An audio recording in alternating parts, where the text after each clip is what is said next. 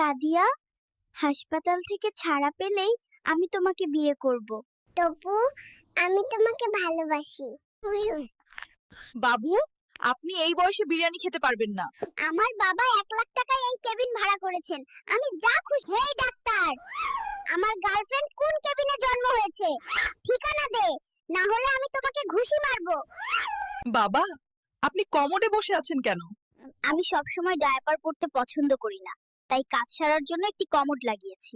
আমাদের বিবাহের বয়স কমপক্ষে 2 মাস হতে হবে।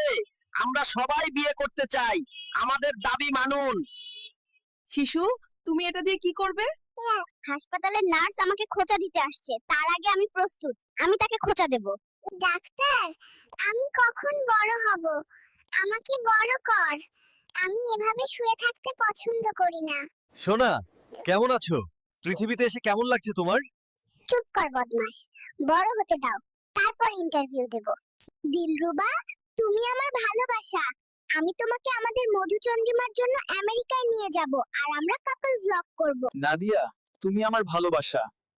আমি তোমাকে আমেরিকায় নিয়ে যাব আমাদের মধুচন্দ্রিমার জন্য, এবং আমরা যুগল ব্লগ করব।